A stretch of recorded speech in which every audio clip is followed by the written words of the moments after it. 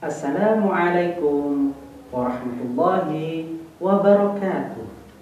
Bagaimana kabarnya anak-anakku semuanya? Alhamdulillah, semoga diberikan kesehatan oleh Allah Subhanahu wa taala, tetap lindungan Allah Subhanahu wa taala dimanapun berada, dan juga diberikan kemudahan dan keberkahan sehingga kita dapat beraktivitas di dalam kehidupan kita dengan sehat walafiat. Baiklah anak-anakku semuanya, sebelum kita mulai halaqah atau kajian pada pertemuan kali ini, yaitu marilah kita membaca basmalah bersama-sama. Bismillahirrahmanirrahim. Baiklah, sudah? Alhamdulillahirrahmanirrahim. Sebelum kita mulai kajiannya, anak-anakku, yang perlu kita ketahui adalah pertemuan kali ini yaitu kita akan membahas adab-adab di kamar mandi. Baik, sebelum kita mulai, marilah kita merajaah dulu sebentar ya, yaitu membaca surat An-Nas. A'udzu billahi minasy syaithanir rajim. Bismillahirrahmanirrahim.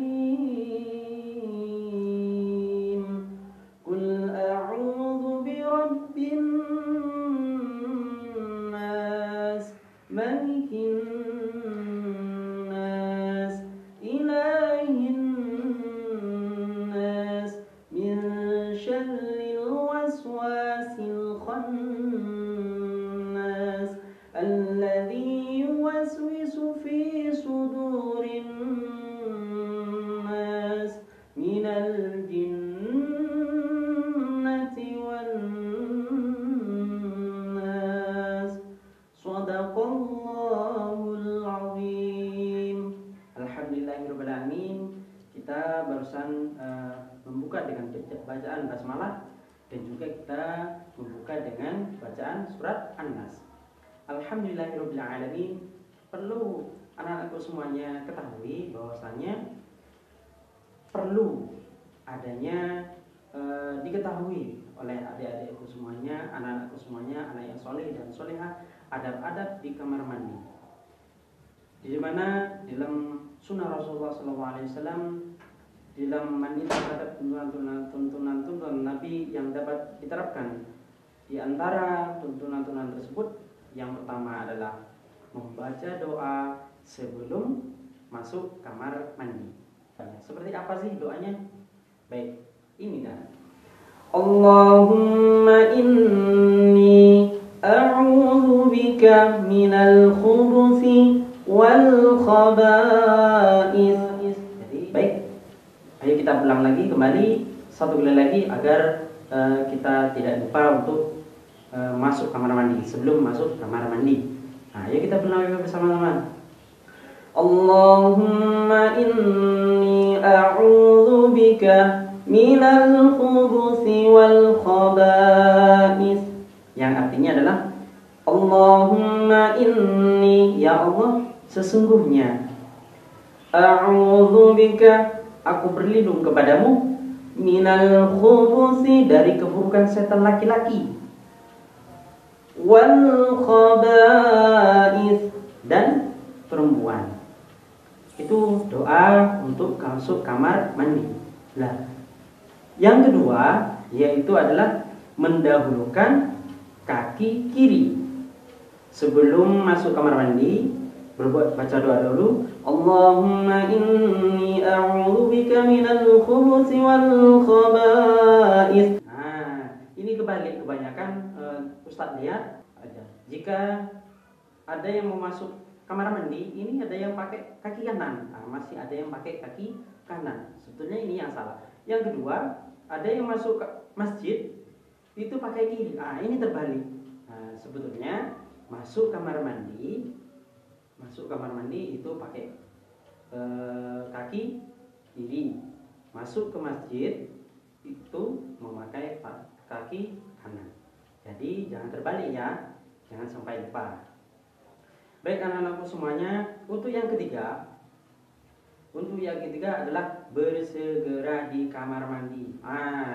ini nih, kenapa sih kita harus berdoa sebelum masuk kamar mandi? Nah, karena kebanyakan dari kita dan juga dari beberapa orang ini hampir lupa. Kenapa? Karena kekuatan setan ini untuk menggoda manusia ini sangat luar biasa sekali.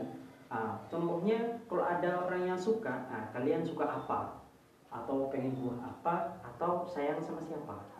Itu pasti berusaha untuk mendapatkannya. Bagaimana caranya untuk mendapatkan buah itu? Entah mainan itu, entah beli HP, entah sayang sama dia, cinta sama dia. Ini urusan pemuda-pemuda ini ya, tidak boleh seperti itu ya. Jadi anak-anakku semuanya, inilah setan. Setan ini berusaha untuk mengejar manusia. Bagaimana caranya tergoda, terbudaya, dan juga ikut setan ini. Maka dari itu perlulah kita berdoa. Intinya dalam doa tersebut kan adalah keburukan setan laki-laki dan perempuan. Setan ini juga ada laki-laki, ada yang perempuan. Seperti itu. Makanya dari itu sebelum kita itu masuk kamar mandi, setan sudah siap-siap. Kan nanti kamar mandi itu adalah rumah jin atau rumah setan. Maka dari itu sebelum kita masuk ke rumah setan-setan itu, kita berdoa kepada Allah, kita minta perlindungan kepada Allah SWT agar terhindar dari godaan setan itu, tergoda oleh godaan setan. Kebanyakan dari anak semuanya dari tuntunan yang ketiga, yaitu bersegera di kamar mandi. Ini kebanyakan ini masih tergoda ya. Masuk kamar mandi sudah berdoa atau lupa berdoa, masuk kamar mandi, di kamar mandi ini banyak pikiran. Satu, merenung. Oh, nanti makan apa ya? Oh, sebentar lagi mau naik apa ya? Oh, mama itu makan apa ya? Gitu ya. Kadang-kadang lagi berenung sambil melihat air. Oh, manjurai. Kapan ya? Kapan aku mendapat HP? Kapan aku? Kadang-kadang aduh, temanku itu kok nakal gitu ya. Oh, itu minta dipijak-pijak itu waktu. Ini godaan setan. Jadi sudah menggoda kalian, membisik kalian. Karena apa? Kenapa kita di awal itu membaca surat An-Nas? Karena di akhir ayat An-Nas itu minal jin wan nas.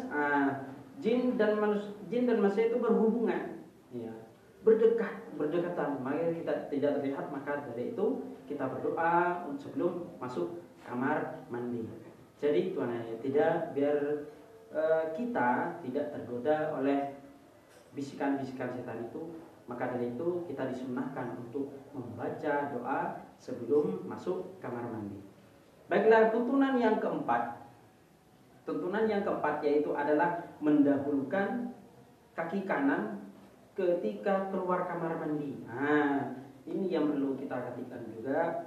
Jadi setelah kita mandi, setelah kita bersih-bersih dan bersegeralah untuk bersih-bersih, setelah itu mau keluar, mendahulukan kaki kanan. Ini ya, jangan sampai lupa. Selesai mandi mau keluar kamar mandi, yaitu memakai kaki kanan. Untuk tuntunan yang kelima yaitu adalah membaca doa keluar kamar mandi. Ada yang panjang juga ada yang pendek. Dari sebagian yang telah kita diajarkan bahwasanya yang pendek, gufronaka, ya, gufronaka, aku memohon ampunan. Gufronaka, aku memohon ampunan. Ya. Gufronaka, aku memohon ampunan. Kepada siapa? Minta ampunan kepada Allah Subhanahu wa Ta'ala. Baiklah anak-anakku semuanya, yang kedua yaitu adalah menjaga kebersihan dan menutup aurat. Apa itu? Menjaga kebersihan dan menutup aurat. Di antara hal-hal yang juga hendaknya dijaga oleh anak-anakku semuanya, oleh siswa, oleh anak-anakku yang soleh dan solehah, yang pertama adalah membawa perlengkapan mandi yang dibutuhkan seperti handuk ataupun yang lain-lainnya. Handuk, sabun, itu bawa ya. Jangan sampai membawa kasur, jangan dibawa kasurnya. Jangan sampai membawa selimut, karena kita tidak mau tidur di kamar mandi. Ya kalau mau tidur di kamar mandi ya tidak apa-apa ya. Tapi itu tidak boleh. Masa mau kalian mau tidur di tempatnya setan? Wah, oh ya seperti itu ya. Nanti dicubit-cubit, dikelitik-kelitik ya. Itu kelakuannya setan. Itu yang pertama. Jadi anak-anakku membawa perlengkapan mandi seperti handuk dan sabun. Yang kedua yaitu adalah tidak membuka pakaian kecuali ketika telah berada di kamar mandi. Nah, tidak boleh membuka pakaian kecuali ketika telah berada dalam kamar mandi. Kalau masih ada di luar jangan sampai dibuka. Nah, jadi itu membuka baju. Jadi kebiasaan anak-anak itu adalah kebiasaan kita dari luar itu memakai handuk di luar. Nah, itu tidak boleh. Tidak diperbolehkan. Jadi buka bajunya, ganti bajunya itu dalam kamar mandi. Handuknya dibawa, sabunnya dibawa, masuk kamar mandi, berdoa dulu seperti biasanya tuntunan yang telah kita bahas tadi. Setelah itu buka dalam kamar mandi. Yang ketiga yaitu adalah membersihkan tubuh. Membersihkan tubuh, rambut dan menggosok gigi dengan baik. Jangan sampai menggosok gigi dengan sabun mandi, jangan pakai sabun mandi, tapi pakai sabun sikat gigi atau sabun Pepsodent. Nah, itu ya anak-anakku semuanya. Jadi yang perlu kita perhatikan ada yang poin yang ketiga yaitu membersihkan tubuh dan rambut dan menggosok gigi. Untuk yang keempat yaitu adalah berwudu selepas mandi. Nah, berwudu selepas mandi dan membaca doa selepas wudu di luar kamar mandi. Jadi setelah mandi siram-siram, setelah gosok gigi, gosok muka, gosok sembarangnya, jangan sampai menggosok papan atau apa ya. Jadi setelah mandi baru ambil wudu. Wudunya tidak usah keras-keras. Nah waktu sama waktu tidak usah seperti itu ya. Sampai teriak wah menteri tidak usah ya. Jadi cukup niat saja. Setelah niat baru ambil wudu seperti biasa sudah diajarkan, ada pada berwudu sudah diajarkan. Setelah itu berdoanya yaitu di luar kamar mandi. Setelah keluar pakai kaki kanan, berdoa kepada Allah. Hadap kiblat, berdoa kepada Allah. Asyhadu an la ilaha illallah wahdahu la syarika lah wa asyhadu anna Muhammadan 'abduhu wa rasuluh. Allahumma ja'alni minat tawwabin waj'alni minal mutatahhirin. Yang artinya aku bersaksi bahwa tidak ada sembahan kecuali Allah satu-satunya yang tidak memiliki sekutu. Dan aku bersaksi bahwa Muhammad adalah hamba dan nabinya. Allahumma ja'alni, ya Allah jadikanlah aku di antara hamba-hambamu yang bertawabina, yang bertawab, waj'alni minal mutatahhirin, dan jadikanlah aku di antara hamba-hambamu yang bersuci. Lah, kaidah dari doa ini adalah selalu minta taubat kepada Allah, minta ampunan kepada Allah. Semoga dosa-dosa kita, dosa-dosa yang diperbuat oleh kita yang disengaja maupun tidak disengaja diampuni oleh Allah Subhanahu wa taala, dan Allah mensucikan diri kita, jiwa dan raganya kita dengan ridhonya Allah Subhanahu wa taala. Baiklah anak-anakku, itulah poin yang kedua, menjaga kebersihan dan menutup aurat. Poin yang pertama adalah membawa perlengkapan mandi yang dibutuhkan seperti handuk ataupun sabun. Yang kedua, tidak membuka pakaian di luar kamar mandi. Yang ketiga adalah membersihkan tubuh, rambut, dan menggosok gigi. Yang keempat adalah berdoa selepas wudu. Jadi doa dulu, berwudu dulu, setelah wudu keluar kamar mandi, pakai kaki kanan, selepas itu baru kita berdoa selesai wudu, Mbak. Nah, untuk materi yang ketiga yaitu adalah membaca doa menggunakan pakaian. Selepas mandi, siswa segera menggunakan seragam sekolahnya atau baju yang akan dipakai. Ketika hendak menggunakan pakaian, hendaknya mulai dari sebelah kanan sebelah kanan, bukan dari sebelah kiri. Dan berdoa. Seperti apa sih berdoanya? Seperti ini. Alhamdulillahilladzi kasani hadza wa razaqani min ghairi haulin minni wala quwwah. Segala puji bagi Allah yang telah memakaikanku pakaian ini tanpa daya dan kekuatanku. Jadi kekuatan hanya milik Allah, agar diselamatkan oleh Allah, agar diselamatkan dari godaan setan, dari hal-hal yang kotor, dari hal-hal yang tidak diinginkan.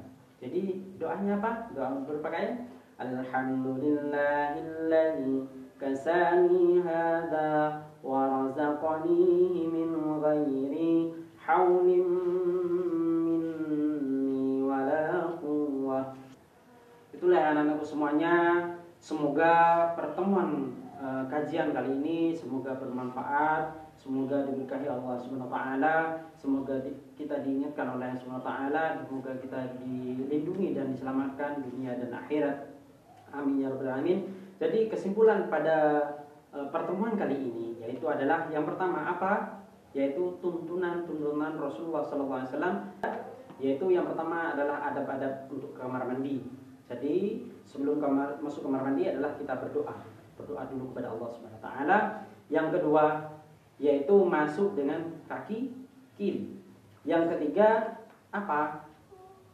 Yaitu bersegera mandi, jangan sampai lama-lama nanti ditemani sama setannya. Kebanyakan dari anak-anak itu bukan cuma anak-anak saja, jadi siapa saja, kebanyakan di dalam kamar mandi itu masih nyanyi-nyanyi. Iya. Ada yang selingkuh, itu tidak boleh. Ada yang siul-siul, itu tidak boleh. Nah, itu dilarang oleh Allah Subhanahu wa taala. Ada yang juga di kamar mandi itu lagi kota, tung.